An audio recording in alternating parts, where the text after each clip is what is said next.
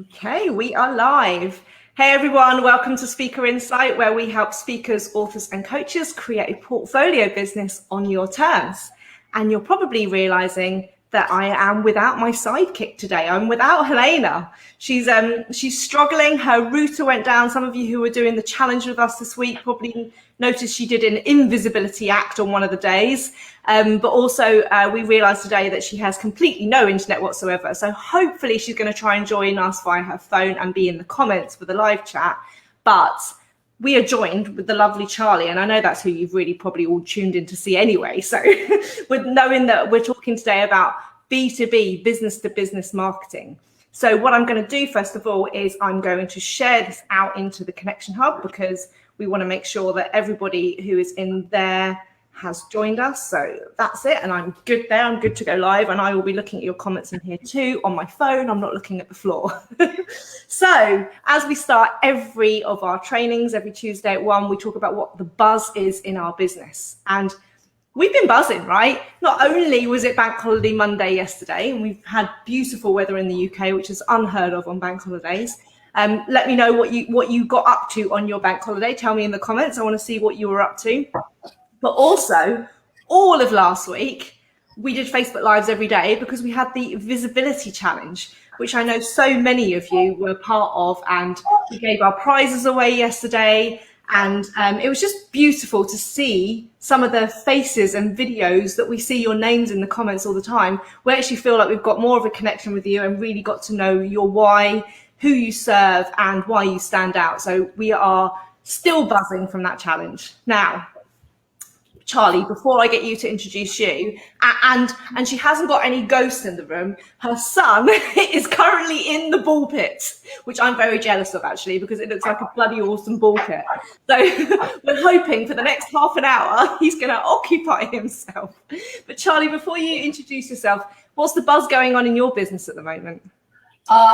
Things are amazing, especially because we're coming to the end of it's coming to the end of the quarter, and yeah. I like plan things in 12 weeks. So I'm like, the last week of the sprint is great. I love it. But I launched my new club about 6 weeks ago, and I think I signed up 3 members this morning, so I'm still working on that. Yeah.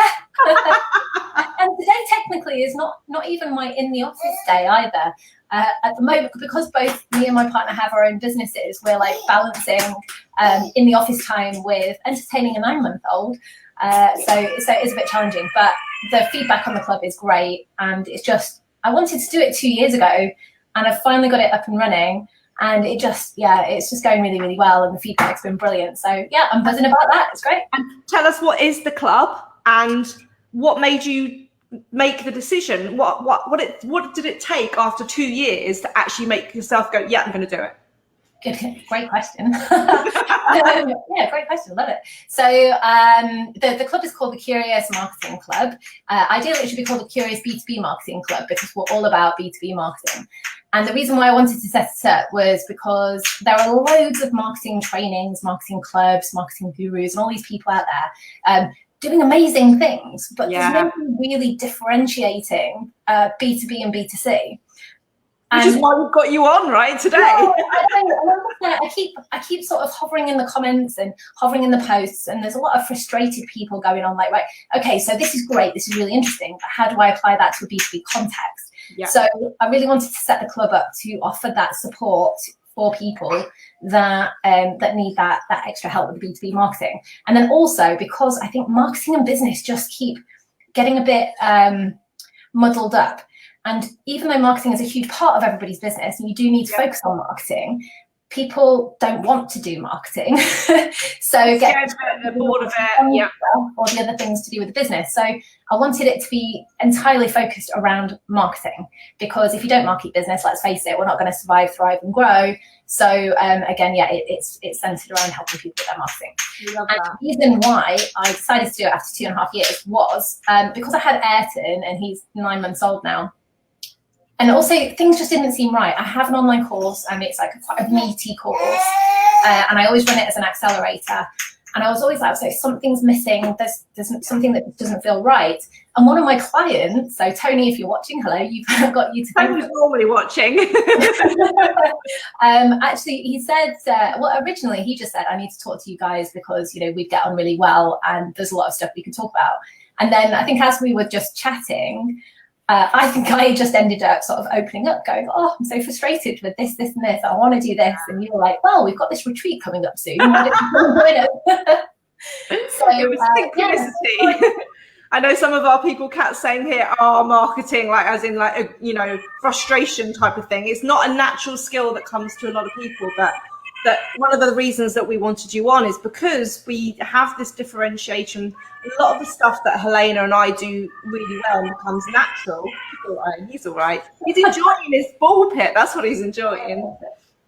Is that we know a lot about how the B2C marketing. So B2C marketing is, you know, business to customers, and that's basically all around setting up lead generation funnels, content marketing, a lot of the stuff which we can pretty much get our head around. But when we start talking about business to business, you know, business to corporations, then I know from, you know, my speaker agency and stuff that it's a really different approach, and it's a much more personal approach. It's a much more tactile approach in a lot of the ways. And that involves you meeting people, going to events, having much more of a bespoke direction than a generalized approach. So that's why we wanted to bring you on today, because we know that a lot of our clients are working in this B2B space. And we wanted to bring someone just like you who's been in this sector for ages, and you've got lots of ongoing materials and support that you can help people with afterwards. So thank you very much, first of all, for joining. And just tell people, just so they get to know you a little bit more, tell us about your experience in this B2B space and why you've ended up doing what you do. And Helena is on, by the way. She's typing all the comments. She's going to be our little person that's chatting to people as we chat. I can see her in the comments. The comments are working really well. And I think Cheryl, if I've pronounced your name correctly, so she's commented saying marketing is most important, but it's the most frustrating when you don't know what to do. And pretty much that is exactly why I do what I do. Exactly, because I think I trained as an engineer because I just love technology and I love all the information stuff, and I'm a proper geek, right? I am such a geek, and I don't know, somehow I ended up being offered a job. I used to work for the NHS. I'm not going to bore you with my backstory, but it is long, I know. But I was offered a job as a marketing assistant for an engineering company, and I accepted because I was really curious about what was going on. And I think because I didn't have that marketing experience, I've never actually done a marketing qualification a day in my life. And then also what I realized was that when you work for a small company and you work in the marketing department, you're never just a marketer. You're like everything. You wear many different hats. And I think I was really fortunate because I went from marketing assistant to the head of global sales and marketing in about 2.5 years, just because I was able to showcase my skills, do pretty much what I wanted to. And everybody kept coming to me. So I was the person that was generating the leads, negotiating the contracts and doing all of this like fun stuff. And yeah, working with a lot of engineers. So I think what I do is I see so many people get really frustrated with marketing because it's not their area of expertise. And it can be really frustrating, it can be. But more often than not, the frustration comes from not having a plan, or because you're constantly being pulled in lots of different directions, depending on the needs of the business. So I think it took me a very long time to actually realize and come up with a framework that would help me still focus on those things that were really important, but then also focus on the marketing, not let that drop. Because if you let the ball drop, your leads dry up, your pipeline dries up, and then you're in, in trouble, put it that way. And I've been there. So it's not fun. And I think that's important, isn't it? Marketing is a lot about what you say no to as what you say yes to, because people think they need to be doing everything. If you haven't got that connected plan, that marketing plan, that strategic approach, then, and you're not measuring impact and things like that, then things don't work. But what we learned about you when you came on our retreat, actually, Charlie, is one of the things that we love is that you actually make marketing fun. Now, there's some people that are watching this live, they're actually going, look, marketing is the thing I hate to do in my business. But they haven't found their thing yet. They haven't found their style, their approach, the thing that feels really authentic and natural to them. And then, you've done stuff where you've done amazing retreats to like gold mines and, random stuff, right? Which is just like, this is still marketing, but it's doing it in a way that serves you. So what do you think, for the people that are watching this at the moment, and especially looking at the times that we're going through, what do you think are the biggest hurdles for people to market business to business, which is different to the hurdles that are people that are marketing business to customers, B2C? What are the main things they need to overcome? I think the biggest hurdle is mindset, really. Okay. And I know that kind of pretty much applies to everything. And that I think the biggest challenge is that B2C is a bit like a sprint. You can operate it in quick sprints, whereas B2B is a little bit more like a marathon. Yes. And you have to have a marathon mindset to it. And that's not saying shake your maracas.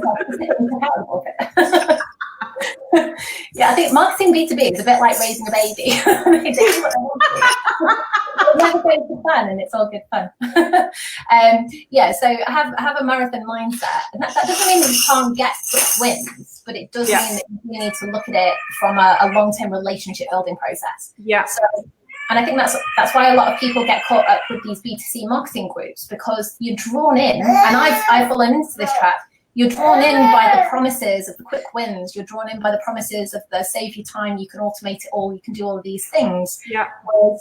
When you kind of strip it back and realize, right, okay, what's the most important thing to me? And in B2B, the smaller the business you are and the smaller your budget, that's really important. You need to realize, right, what's important to me and what is going to be the fastest way that I can achieve those goals. Bear in mind where you're at. Like, if you don't want to spend all your time marketing, you need to find a way to market without it costing you all of your time. And spending all that time and money completely, yeah. So, and that is because, do you find that B2B marketing is much more relationship based? And so therefore you need to have that connection, build up that trust, build the rapport, rather than B2C is normally they're looking for a quick fix product or service that they want an immediate solution to.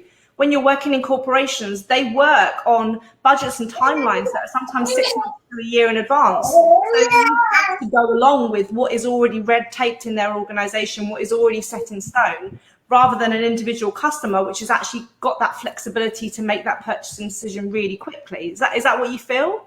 Yeah, 100%. And I think as well, like your market falls into kind of 3 big categories, really. And I think a lot of people marketing forget this, especially when you're going networking and you're trying to pitch and you're trying to get in front of as many people as possible, start those conversations. But when you acknowledge that your market is split into these 3 categories, it just makes that process a little bit simpler.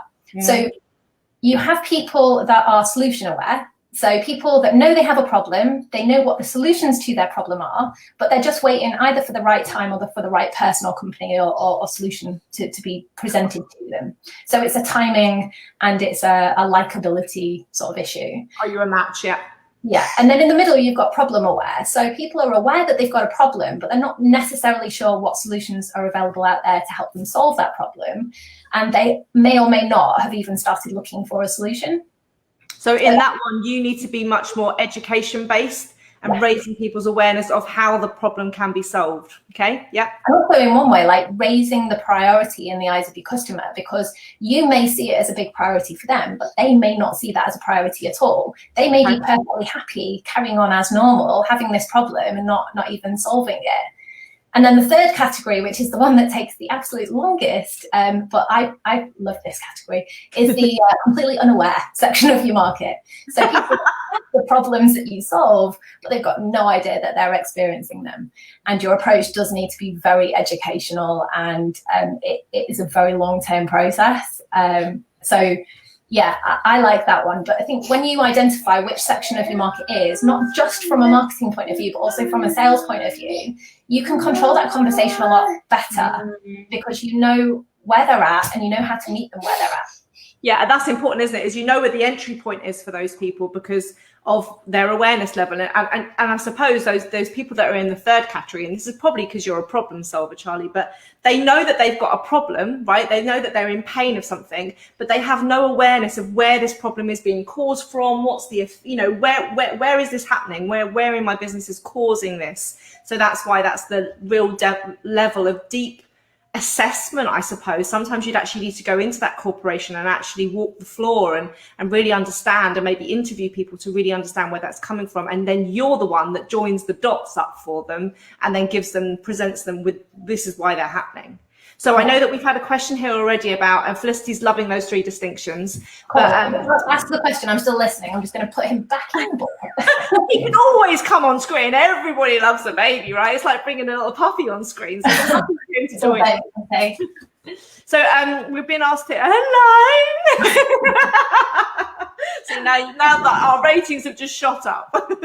So she's asking here, so with a small sole trader business, how is it best to market to corporations, to B2B, I presume she's asking here.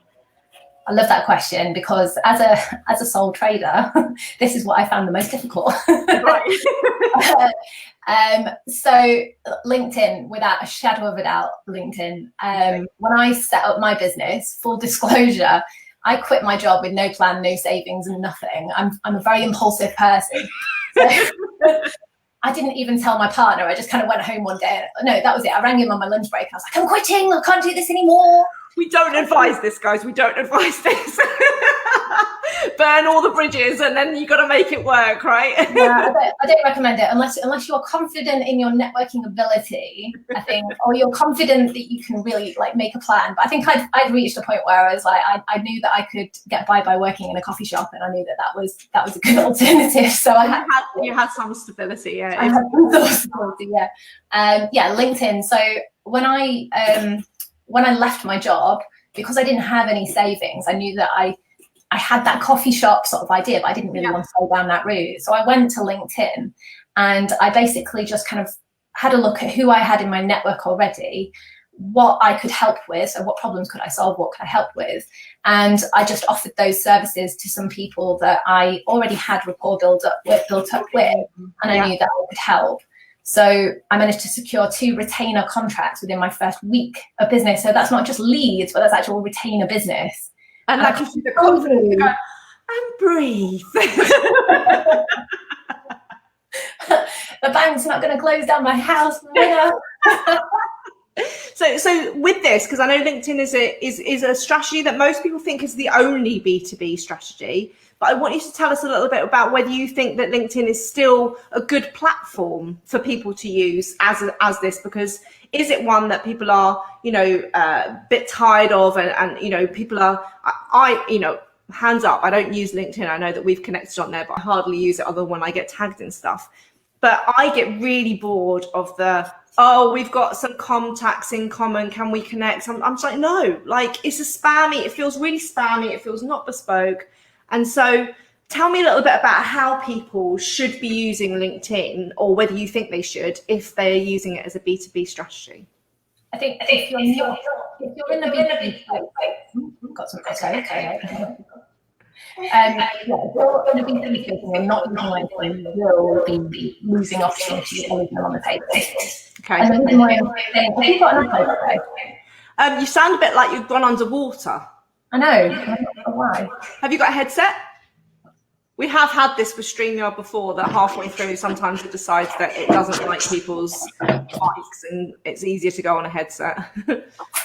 I've also got Donna saying here that I have a 3-part series that I'd like to do virtually for addiction treatment facilities. I have no clue how to market it. It's also a parent support coaching business.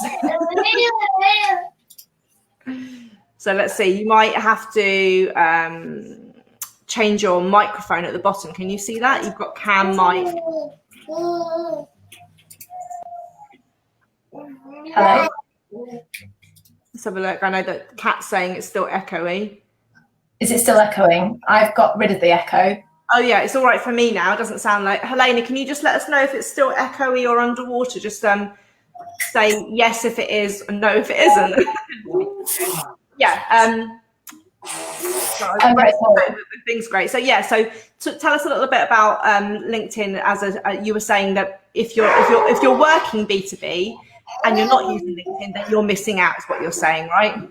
Yeah, 100%. And I think it all falls down to understanding your market and the fact that there is no one-size-fits-all approach to using LinkedIn. So just because, just because somebody else is getting great success by posting this particular type of content or having this approach doesn't necessarily mean that you're going to get that too. Bring him on, bring him on. Brett's asking where the baby is, so and your mic is all good to go now as well, so your sound's all good to go. Here we go. See, that's what you want, just want some stardom, don't you?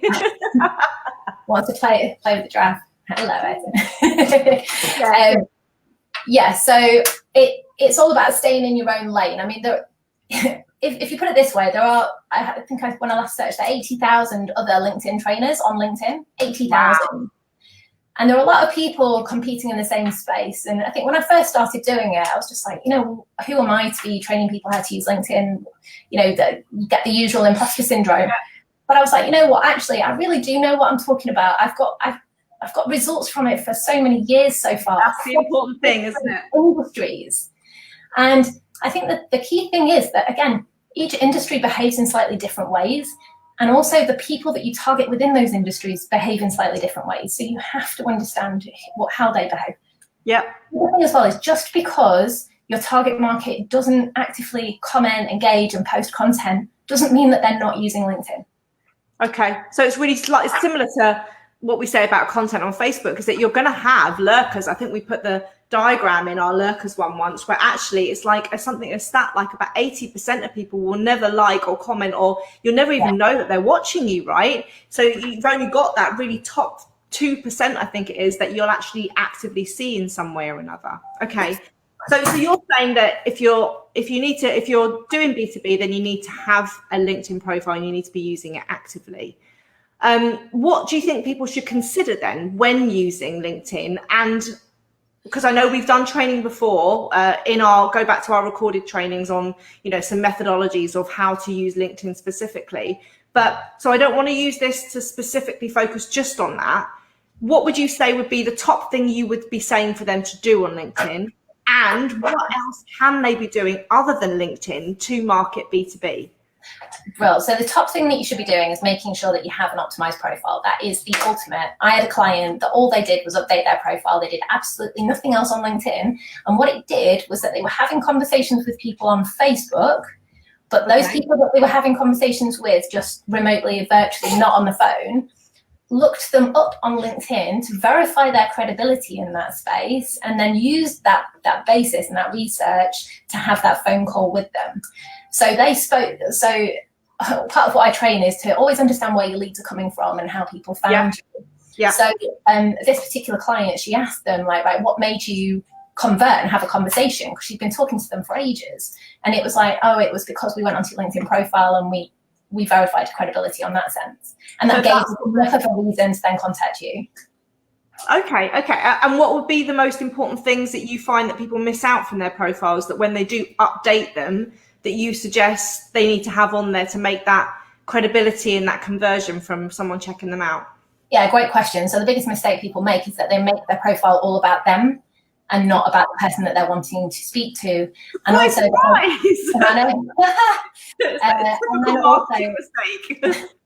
they make it too generic.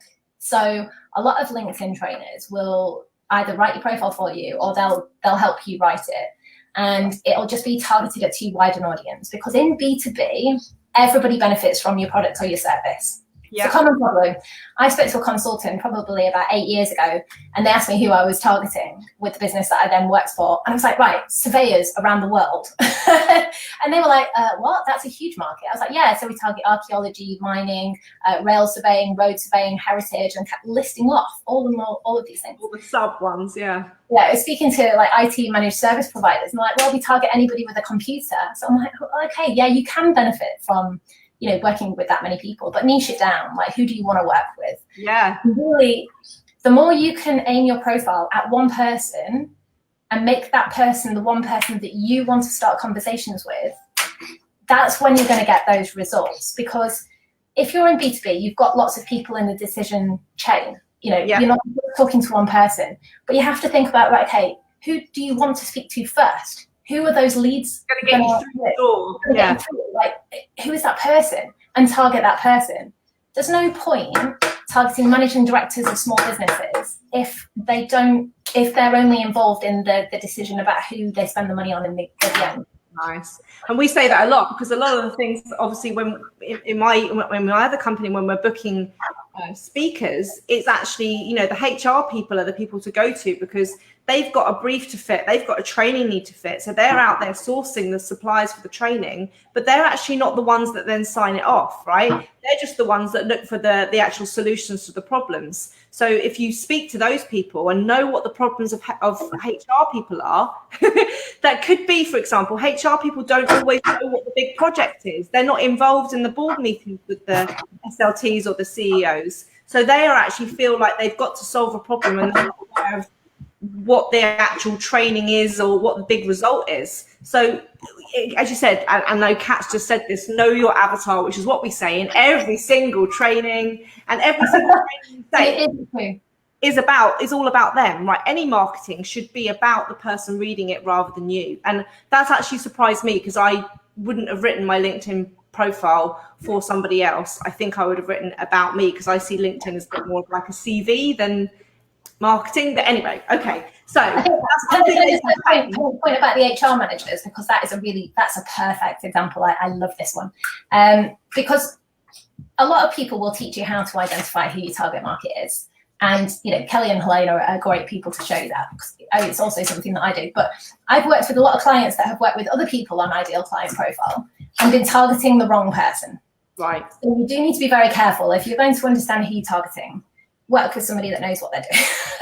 Yeah. And Kat's just said this. That's a big aha moment for her. The people that are booking speakers are another avatar. So you have to really compartmentalize all of the stuff that is like, what is the problem, and not just the end result, but who's the person that's going to get you in the door in that corporation, which isn't always the person who is the end booker at the end of it. And obviously Helena, even when she's not here, she's popping out with her pensions that you can use to get into the shoes of your avatar. Okay, so give us on the point of the HR director. So values of who you're targeting as well, because HR. Oh, crikey. So HR is quite a wide. That's another wide market of HR, and there are different types of people that would work in HR, and there are different people with different approaches.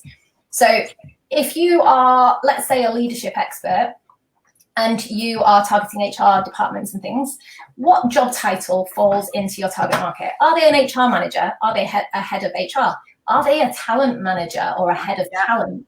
You know, like, how does that meet in with your values and the type of person that you want to approach? If you were going for an HR manager, let's say, in a very old-fashioned traditional engineering company, you will have a very different response to if you targeted a head of talent who does the same thing, but for a forward-thinking tech startup or a forward-thinking other company. So it really is like, the more time you can spend on that avatar process, and understand as well, job titles is really important. And the more your profile can specifically call out to those people, the more likely you are. And then also talk about the problems that you solve. Don't talk about the solution and how you do it. Nobody cares about how you do it, really. It's all about what problem you solve. Be hooked first that you've got something that they want, and then tell them how. But the job titles is really important, because that's what people search for predominantly on LinkedIn, isn't it? Is looking at job titles, and that's where you can actually then look and see who the content's going to be marketed for. Okay, I'm completely aware of time, that we're already like nearly at half an hour, and I've got a couple of We're all right. He's happy playing with wires. With parenting. Multitasking. So just broaden this out a little bit for people, because I know you've had lots of experience in this. What would be other platforms other than LinkedIn, or not even platforms, other methodologies that people can use to market B2B?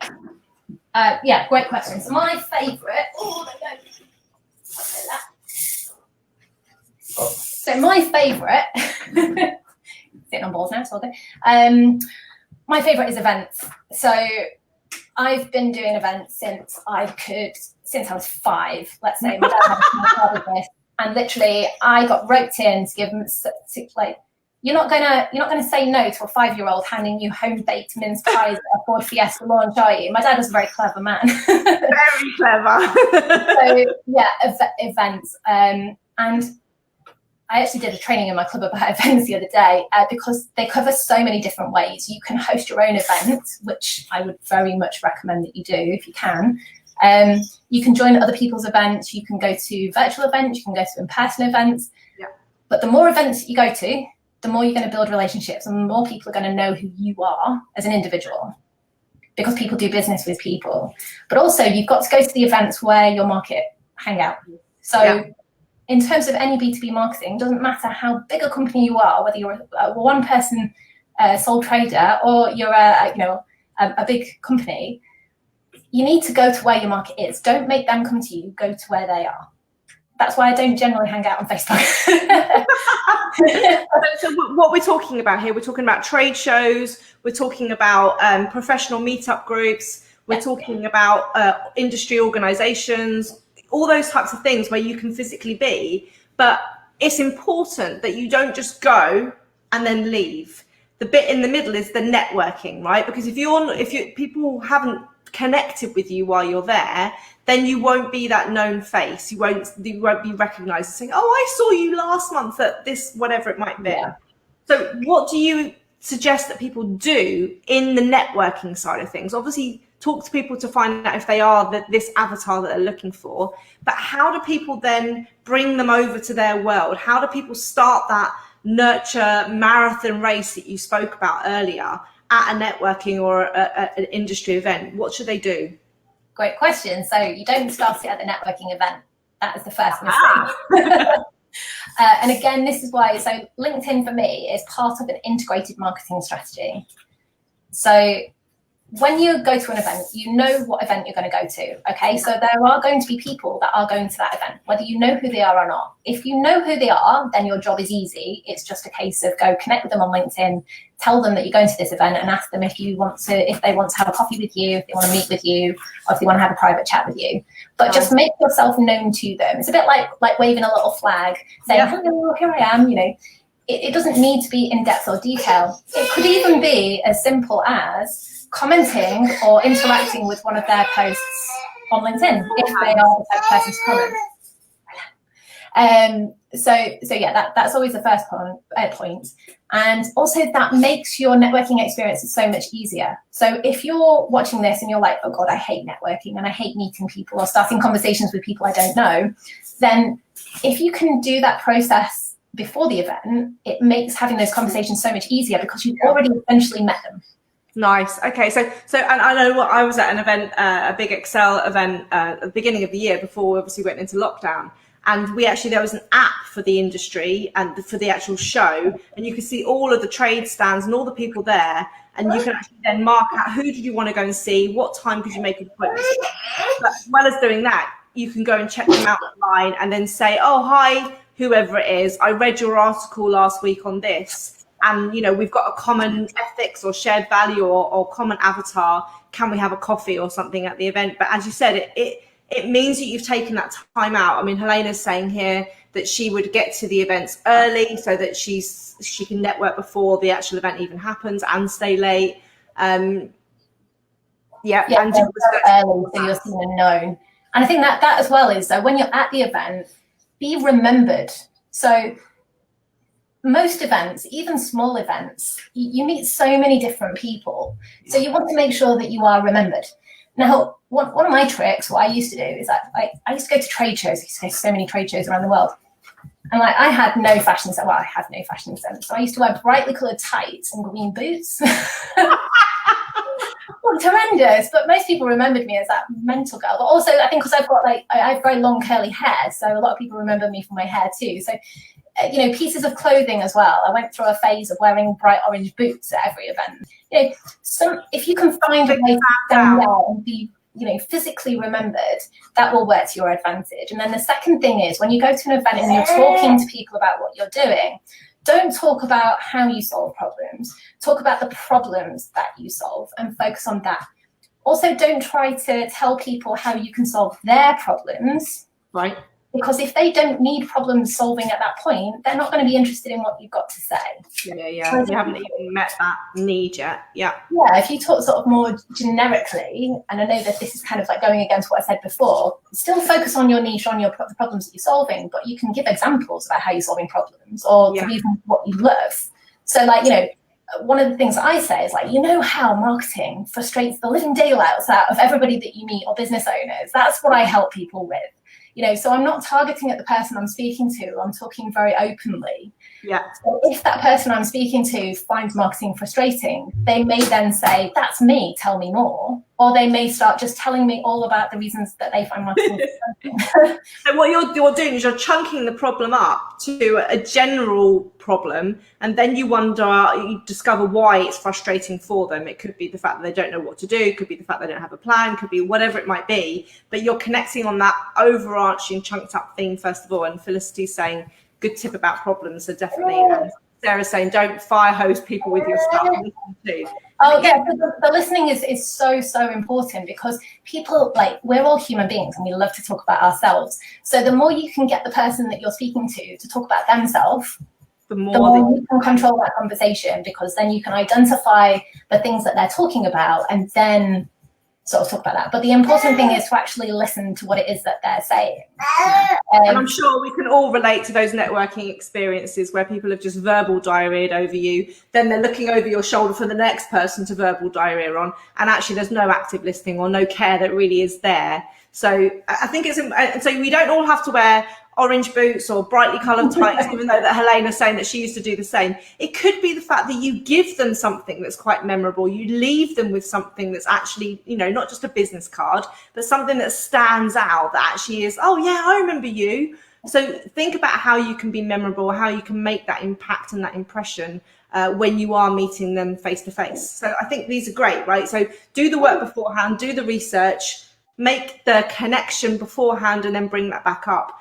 And then the important part of it is being memorable and then following up with them. And I think following up is such a skill that most people, that's where the money is, that's where the connections is. And people leave that to chance, right? They don't have a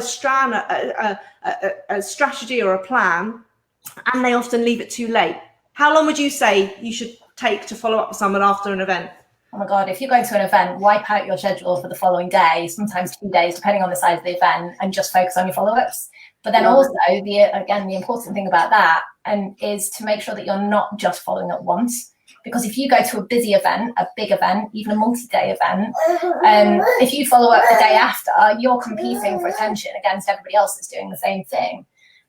So when people ignore you, it's not because they don't want what you've got to offer. It's just because you've not given them a good enough reason to prioritize your email or your message, or it's just not the right time. They're overwhelmed.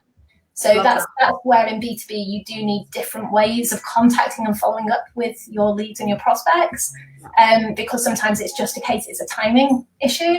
I used to say to people, I was the head of marketing for 4 different companies at the same time, and I was drowning. So people that I was interested in working with, I had to say to them, I was like, look, don't take it personally. I'm just, but please keep ringing me.